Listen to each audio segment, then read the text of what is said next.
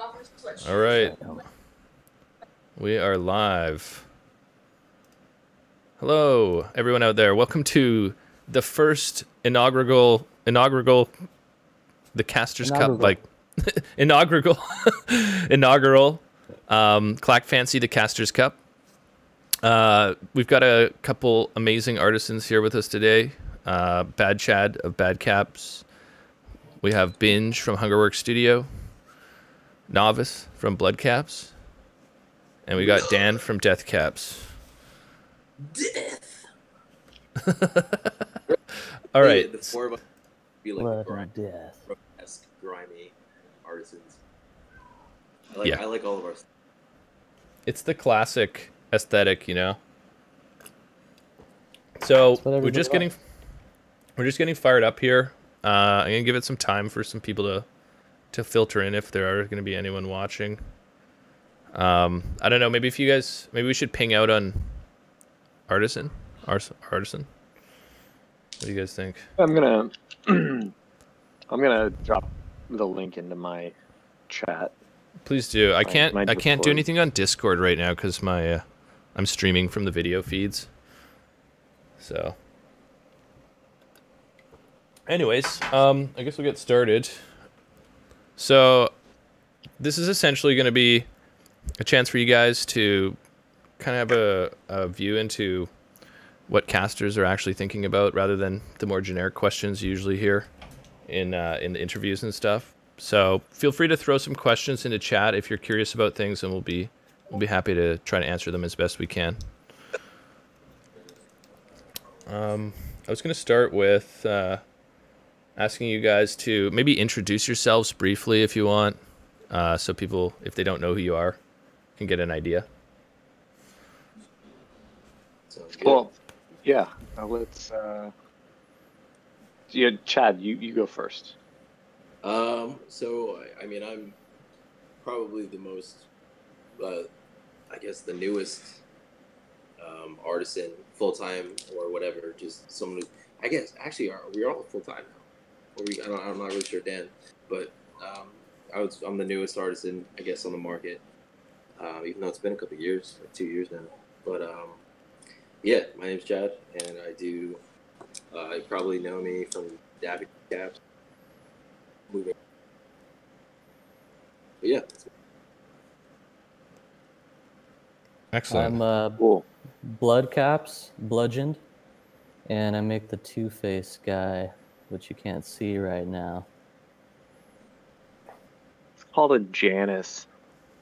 Giannis. It's got two faces, so. The Harvey Dent. The Harvey Dent, yeah. The HD. We'll just paint everybody. At least in KB. Alright, I'm good. I'm Dan. I make Deathcaps. Probably know me from the Cross Cap, Revenant, when me and Binge made Cthulhu. A handful of other caps that hardly ever get made or released. This is the way. It happens. That's something to actually Oh, go ahead. Sorry. Introduce. Oh well, I mean, do you want to do? I can introduce myself. Sure. You want. Sure. I don't know if anybody knows you. Yeah, you're not too well known. I'm Binge of Hungerworks Studio. My wife and I have been casting 2015 together, and I started casting as Binge Caps in 2013. You may know some of my work, such as the Earl Escape, the Rev Cthulhu that I did with Deathcaps, and this year I made a cap called Hindsight is 2020, and it's like Arnold Schwarzenegger meets Goatsay. Oh man, yeah. The Hindsight is actually a classic cap, man. That's one that just like, yeah. Instant classic. New age classic. I think it really just hit the mark for 2020 in a weird way. Yeah. You know. So, It's a great Sometimes everything aligns, and at this point, the the planets were in alignment for that cap to be made, and it was wonderful. Anyways, oh yeah, I was gonna say, you, Frank. what you guys mentioned before about you know, keys that like don't get made often. That's actually something I hadn't considered talking about. But is there any keys that you guys wish that you'd made more of, or that you like have that you like want to make more of, but you just can't? I need a sculpt. I see somebody in more chat. for the most part. Somebody in chat said the hunger key. I wish I could do more with the hunger key. Yeah. Yeah, I mean, I think everyone always wants the hunger key, but it's one of those things where I guess you can only dream, you know? I'm just holding on to mine. It rightfully belongs with Novice, but he's letting me hold on to it for a little while. What's that? Oh, you... Newsprint. Oh. Yeah. That was hard to. But I'd really like to hear what like sculpts you guys wish you could cast more of. I need to do a V2 of Dante, and because Dante is really fun to cast, but I don't feel like I cast. I think I need like a new structure to cast for Dante. I'm kind of tired of the same old thing with it, you know. Yeah, I can see what you mean. So sometimes I guess the sculpts, in a weird way, are limited by their versatility. So you design a sculpt and you have high hopes for it, and then you realize once you get into it that there's like a limited number of things you can actually do with it, and then you're like, okay, I love this sculpt, but now I can only make, you know, I've got these like set colorways I can make, and then after that, you know, you start. I mean, it was the first one I ever sculpted, so it's getting old, you know. And the imagination needs a little room. Yeah, exactly. I have a habit of making caps that are too difficult to actually cast. Yeah. Oh man. The sculpt looks good. Yes. But the execution of actually getting resin to stick vertically is a pain in the ass. And like Koshka, for instance, I wish I could make a lot more of those, but it's really hard to just get the hat done correctly Without it flowing back in and overflowing. Right. Yeah. So like if I'm doing in the hat, I basically have to sit there and paint it up the surface again as it drips back down until it cures in place, and it's like bubbly and it just sucks. So like there's not an easy way to do it, and I end up making like extra big batches and egg timers going off left and right to try to keep up with it, and sometimes it works and sometimes it doesn't, but the cap looks too cool to like scrap it. So Thick sculpt. I think everybody wants to see more of it. You sculpted yourself into a corner. really, Dude, it happens. It happens, man. Yeah, no, that's a great idea. Or you could even think about sectioning off that like top part, you know, so that they're like cells that hold resin. Well, it's like it's really weird when you do some of that. It loses like integral character, so it does. Like, there's a give and take. When you're like, True. I know how I could sculpt this so it would cast better, but right. Yeah, that's exactly what I want it to look like. Yeah. Exactly. I guess. Go ahead. I was just saying to Dan's point, I had similar problems with the Daffy Beak because it goes like all the way around, and it was like all the iterations V1, V2, and V3, and I casted them pretty much all the same way. I had basically had to do 3 shots for every beak, so you just do like the front, and I don't know if it would translate well with the Koshka. I haven't had to play with winning one, so it might actually be much more difficult because of the thinness of the beanie to catch the resin. So, but for me, I was able to work with just setting it on its like, so doing that one shot, and then it's 3 separate shots, and then I'll put it on the molds on the other side, shoot this one side of the beak, let that cure for a little bit, and then hit the other side. I don't know. I end up doing something similar. I usually have to keep it propped up at an angle, and I shoot like just a little bit of a well kind of in like the forehead hat area, And as that starts to cure, I kind of like paint it up the sides slowly. But then I end up doing this like weird acrobat balance game to try to get it to drip in the right spot.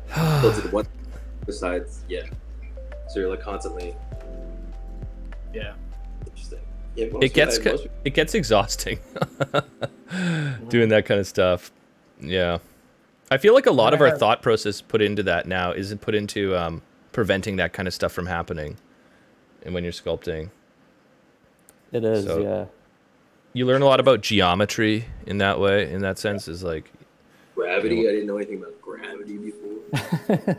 Surface tension. Surface tension is the coolest thing. Of heating your molds. Yes. That helps with some of those smaller shots. Viscosity. Yeah. Geographical like, astronomy.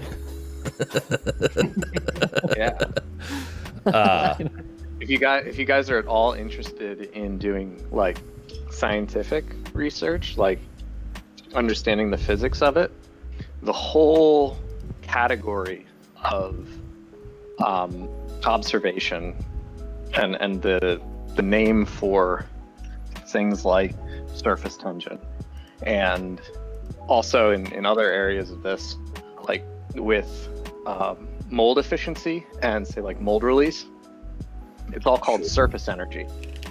So the higher some geometry can increase the surface energy of an area if you're talking about like capillary action. Oh, we lost Dan.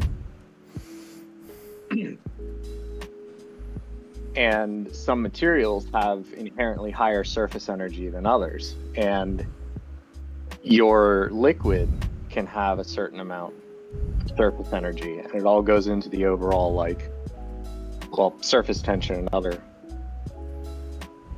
attributes that you're seeing. So like it's such a weird balancing act, because you have a mold that's supposed to be a very low surface energy environment, so you can easily get your keycap out at the end. If it were a high surface energy environment, then it would likely have issues demolding, or you'd have to break the mold off of it or something like that. But silicon's really low surface energy. When you add mold release, it reduces that even more. And so to get something to stay in place, such a low surface energy environment, you can use a couple of elements of the shape, like how you sculpt it. The geometry can increase the amount of surface energy in a given area, or make it more favorable for whatever liquid you're using. And then there's just the states that the resin goes through can also aid in that. It's really, really fascinating.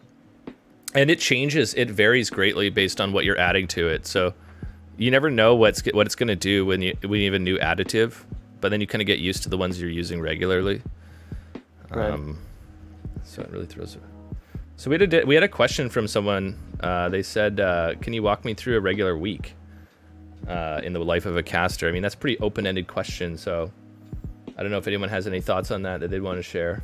I mean, for me personally, it's a lot of it is like get up and clean molds, and then you know, you have your like period where you plan, and then your execution, and then your finishing and your shipping, and that usually, you know, it's stretched out over a week, but everything's tapered, so it's really like a rolling thing where you're just casting, and yeah. It's like actually doing the shots is like 15% of the whole process. Yeah. 15, 20% maybe, I don't know. Just back end work and glorified cleanup. Preparation is like so long usually. Yeah, we were talking how prep work is. I'll try and get the camera over there, but this is essentially all cleaning. That's all cleaning, yeah, over there. It's just all for cleaning molds. Yep. Someone asked why we don't hire apprentices to do cleaning. I mean, you know, because that would be wrong. Well, people deserve a living wage. Significant. Clean my molds for me. Yes. Waiting for my son. I don't know. Mold cleaning's not that big of a deal. It's I see a really interesting question there They said, do you have any recommendations for improving surface energy with DIY molds? I think this also leads into another question I'm seeing. Delsa09 say, personally, I'd like some resources on how to approach casting as a beginner. You're at a point now where really you want to get just into traditional casting. You don't want to look at the keycap community at all for guidance. You need to understand what materials people have been using for like the past 10, 20 years and what they do and how they're used and what kind of products people make with them, because the basics, the very things that really drive us forward, all come from different backgrounds, because casting was not invented to make keycaps. And the amount of things that you can cast with or work with, it's just a staggering amount of information. But it's all very important to understanding, you know, why is it that somebody says this silicon's important? Like, they could be saying it just because everybody else that they know uses it, or it really could be something that's kind of integral to casting on a specific scale. But that's really something you need to determine, because there are some common practices that people do that we say, you know, don't do that all the time. Like we were talking earlier, don't use wooden stir sticks when you're working with polyurethane resin. It's just that simple. But answering that question, like, why wouldn't you use wooden? You'll learn that if you just get into the basics of casting, not specifically keycap casting. And when you're in casting, in general, everything is a DIY mold. So there is no like industrial solution. Even like I make the synth, and this is still a DIY mold. I'm getting short runs of these made by a machinist in Belgium. Like these are all, this isn't like a mass produced thing. And a lot of the same rules apply to a synth, which is made out of metal, than like silicon. The minor differences when you're actually getting into using them for keycaps, one being rigidity and another being the kinds of thermal stress and load you can put onto it. But by and large, a lot of these products are used in pretty like industrial methods. I wouldn't say any of this is like an at-home really at home friendly. No, this is all really industrial processes. I think that's the big thing that a lot of people miss is the fumes aspect of the whole casting process. And I think that all of us in our own weird way have been affected by the exposure. I don't know if you guys have had any significant health effects or anything, but at least myself, I've gotten sensitivity to a bunch of different things. Luckily, no. I'm very careful about respirators and having my lab ventilated. Yeah. So you have to spend the time. Serious. I was trying out some different silicones, or not silicones, resins that I usually don't use, and one of them gave me like a pretty bad rash, and I was wearing gloves, had a respirator the whole time, but it was just whatever was in the fumes itself was irritating me somehow. And also back in the day when I was using a much cheaper resin that I guess I won't call out, that was giving me some pretty gnarly headaches. But it was also back in the days when I didn't really know about ventilation, and there might have even been some times where I didn't wear gloves and really didn't know what I was doing. So I was in an apartment just starting out, so like trial by fire, I guess. But luckily not too many, but I'm more conscious of it now than ever, especially the propellants that are in any aerosol cans, like releases and stuff. That's what really worries me. Silicone, not so much. Resin, most are okay-ish. but propellants in aerosols is no good. Yeah, it's a big one. I use a room size carbon filter, so it's like if you want to look it up, it's a can filter 150. And they're like it's like a large carbon Like filter. Yeah. And in case anybody's wondering, carbon filters work on the principle of adsorption, not absorption. It's where it traps vaporous molecules in its structure. But like the real danger is like, think of the carbon filter as like a net. It's catching more and more and more of it. So once it does get saturated, it can actually make the fumes worse if it's been just sitting there soaking things up. True. And you're pushing air through it. And it's got so much in it, it's actually just putting more back out into your space. So you do have to change them periodically. And there's a lot of things to learn about that whole safety net. Yeah. I definitely Safety's recommend anybody interested talk with professionals. Yeah, do your research. Right. I was going to ask you guys, what's your favorite aspect of the work you do? Like, what's your favorite part of the whole process? I know everyone's Casting got for something. me. If you have asthma, don't cast with polyurethane or epoxy. Or just don't cast. Yeah. I mean, it's really not worth it. If you are in a situation where you're by yourself and you end up getting like an oversensitized reaction, it'll kill you. Yep. That's like, unless you're working with like a fume hood and you know, some really high-end safety equipment. It's risky. Yeah. And yeah. But oh yeah, I Because was going to a lot of these chemicals cause asthma in people who don't even have it. Yes.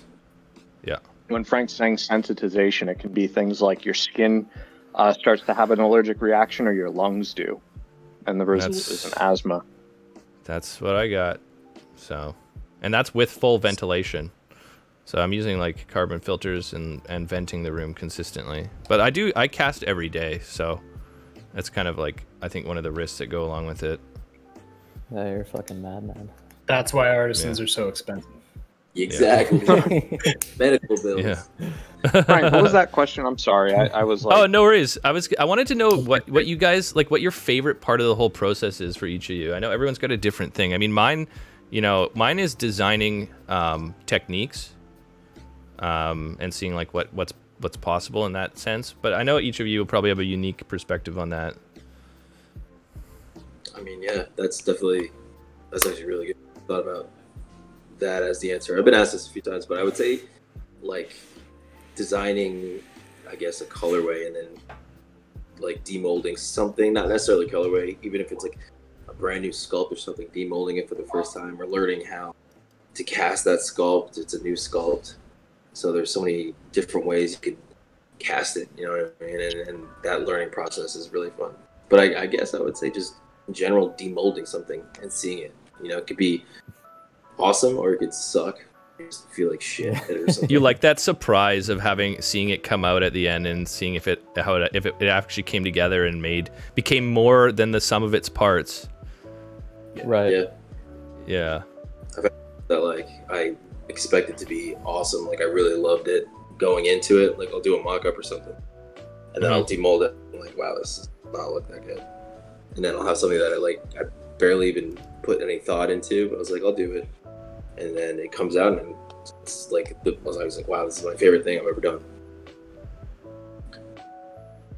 You guys got anything? Any spots that you like?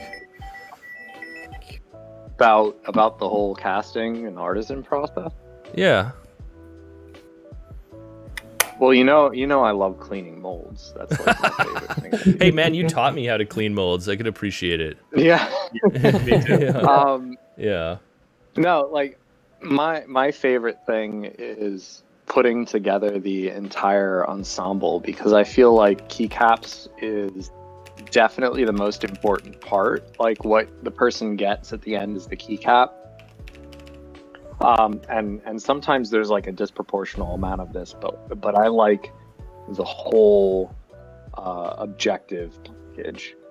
What somebody sees when it comes to their mailbox, what somebody sees when they open it up, and putting all that together and thinking about how it's all significant to, what you cast, that can be really special. Sometimes it's not as special as I think we have time to make it, but I think once it's getting into that package form and it's about out the door to the person that you're about to send it to, that's my favorite point, because you have no idea how that's going to affect someone. Mm-hmm. True. Opening a Binge box is always awesome. Yeah. The drawing. I'm in it for the drawing. Right? It's the It's a little personal slice of touches. history. The pictures of Chase and the other dog. The stickers, actually. Mm. That's good. I It's think like hand- I think my favorite part has to be like I don't know. There's this whole kind of based off of what Chad said, where like when you make something new, you have to learn how to cast it. And as you first start out, you're kind of just sculpting to the best of your ability, but then you go to cast something and you're like, fuck, can't put resin there. It doesn't work. So I guess my favorite part is like the growth of it. Like Problem solving. learning how to sculpt to be able to cast a part, and then that progression just keeps going. And so I guess in a way it's a little selfish that I like watching myself get better in a sense, but yeah, it ends up being just a better key for someone to get, and other people get excited about it too. So I guess that has to be the thing that gets me most excited. It's like I learn from past mistakes and progress and get better. You like the progression train. Yeah. Right. And I think a lot of It is people exciting. actually, that's a big part of why people follow the art, is they can watch the progress, and like they like to see those leaps and bounds that people do, and see the next version of the sculpt or the next idea, that the progression of their theme and style and how they integrate that into the work they do. That's interesting. Dante V2, baby. Novice, did you already go? Have you already mentioned something, or? Yeah, just the whole casting process. Cool. The worst part for me is making molds. Me too. Absolutely. But over time, I've gotten used to the process, and I think the acceptance makes it easier to go through the process. But once I get to the part of actually putting in the shots, I think that's the most fun for me, at least. You had to go through the grieving process to be okay with it. I'm done with the molds. I've got everything weighed out. I've got all my colors. I'm ready to go. I put it into the pot. I mean, the great part is when you pull it out and you like it, it is good. But I do like the whole shot process and casting process. Exactly, yeah. That was my big jam for a long time, was the casting process, and that kind of like modified into the techniques. And so it's like I still really enjoy casting, but yeah, that's where it's at for me too. Would you say that you've been able to practice or learn more techniques the most with the albumin? Oh yeah. Well, no, each one has their own. You guys, it's probably the same for you, but for me, each one has their own kind of unique aspect that you pick up from it. The albumin is a weird one though, because it limits me on clear effects. So that's true. But you guys have done like bingo. I was trying to move away from clear for a little bit. I'm sure we'll be back doing that again soon. I think Binge did a clear really well with the cloudy clear base on the Popsy skull. Oh yeah, the crystal clear skin. I really like that. The clear on clear, where yeah. That's a good way to do it, because you get both layers, but it's still clear. And there's the difference. Yeah, you can tell parts. Kind of like Fendit when he did a similar, where he kind of like brushed on some powder onto the clear skull. And so you get just like this shimmer of the skull underneath the cap. ghostly looking. I did a couple runs like that, but I never ended up releasing them. I should.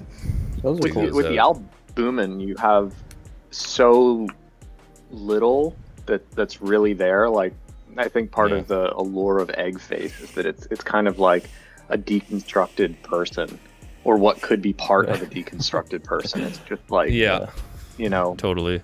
it's so minimalistic in its approach to, you know, design, like figure design, and then to make that figure less. And honestly, I think the best thing that you did to even strip that down more was to do like the Galaxy Boomin, Yeah. where you just made parts of the Boomin like just kind of floating, and that was really powerful. But if you were to make it like, because glitter's pretty, and shimmery powder effects are really cool, but it can create a kind of disjointed effect with the surface finish of something unless you really work at making it give a cohesive surface finish. Like with some color shifting techniques can give a really cohesive surface finish, but you need a lot of surface to make that happen. You know what I mean? Totally. Yeah. That's one of the challenges of it, is you've got areas that are small and large, and you have to make it work with the colorway, and sometimes it just doesn't translate well, you know, in that sense. And that's where you have to get creative, obviously. But then you open yourself up to some ugly stuff. That's one thing I get Lots of stuck ugly by stuff. often. Like sometimes I'll see like, you know, a cool can, like a beer label, or like the colorway of a bike or a shoe or something, and I try to cast it in a cap, and it just I can color match the colors perfectly, but whatever I was going for just gets lost, and it doesn't translate. It doesn't translate. Yeah. It's one of those weird things where that's where, like I said, then you have to get creative, and then it could go so wrong. I shouldn't say that. I mean, there obviously everyone will love, someone out there will love the cap you make each time, but if it doesn't meet the vision, it's hard for you as an artist to release it in a lot of ways. Yeah. You gotta like it yourself, you know. Yeah. I mean, There have been a lot of caps I threw away that I didn't even show people. So. Oh yeah.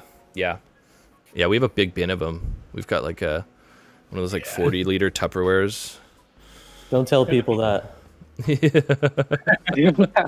we sell every cap we make. Don't lift the veil. I was gonna ask you guys. Oh, one sec. Archetype says, "Can he make a mold of my beard?" I mean, you could try, but I don't know if I would have a beard after that. It's probably gonna yank it out. For sure. Yeah. Yeah. I was gonna ask you guys what your favorite tool is that you work with. Everyone's got one. You don't have to show us. You could just describe it if you want. I got a shank. Yeah, but I know it's around here somewhere, because I have it with me everywhere. Oh, that's a nice. That's like a high-class dental tool. Yeah. Right there. So That's like a custom-made one. Straight up, legit professional dental tool. Yeah. One of my all-time favorites. It was like $47, but totally worth it. Worth So it. you know you're getting a good my other tool. one is one that came with like an Amazon Basics kit, and it's just a little ball, and I like curved the end, and I use this on literally every sculpt I've made. That's sweet. Chad, you got the silicone tool. That's cool. I mean, mine is an iFixit Jimmy. I don't have it with me, but For? Yeah. I use it for. Yeah, it's for cleaning molds. If you can That's believe what it. Probably one of my Scraping the- favorites right here. Yeah. Oh, what's that? Oh, it's a little, puncher. Yeah. Little butt Yeah. plug. Yeah, it's a butt plug. Yeah. This is just right into the butt. No. It's so he can do his hoops in his ears. Spruce? Hoop ears, yeah. Yeah. Is that like A micrometer. Yeah, like You a would. ser- Measure everything. Do it. Here's my favorite tool. Gotta measure your dick, dude. Yes, caliper is like one of my favorite tools for sure. Yeah. It doesn't want to focus. I think Dan The showed a micrometer. larger version of this earlier. The micrometer is really only good for making sure that like Damn Falvin tits. makes good tools, but he always does. Yeah. Yeah. So like, Novice, they want to know why all your tools look like. They want to know why all your tools look like prison yard shanks.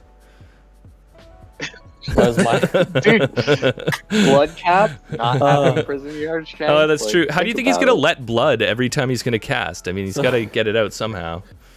There was Have this you whole kept- other portion I just broke off, and to make it one cohesive like piece, I didn't want like this ripped The other end. bracket right here, so I just made. I didn't even think of it as a shank until my friend was like, "What do you use a shank for?" But yeah, these are for my shots. Got a really fine tip. Oh, cool. More often than not, I end up like making a tool just quickly because I need it to fit some really strange area or do a specific thing. So I've gotten like a piece of Kanthal wire and like bent it into a weird loop, or I've a used Kanthal. toothpick and like sanded it to a specific profile. And, That was actually a challenge when we did the Rev Thulu, right, Dan? absolutely.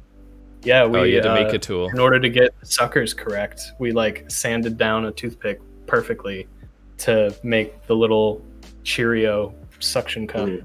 And That's if it cool. wasn't for that, like we might not have done that detail. That was probably the most iconic detail in the rep. That was the first thing I did. And I made it with a toothpick. Is our panel might be ending in at 7:20, I believe. Let me just double check. One sec. Hey, Lise, can you check when this panel ends for me? Anyways, we'll keep going here. We showing keyboards? If you want to get it in, get them in. Ooh la la. Yeah, but like, yeah, you can making your 720? own tools is part of like understanding what exactly you want to do. Yeah, Binge, remember how I made my own pressure pot? You said that was one of the better. Shut up, dude! Like you bring that up every time, like you're some hot shit. Give it up. You oh, John, I'm actually just gonna Masha. trigger me to no end. This is for Ugh. Mine is like my cord is too short to like hold it up, but you can kind of see it there.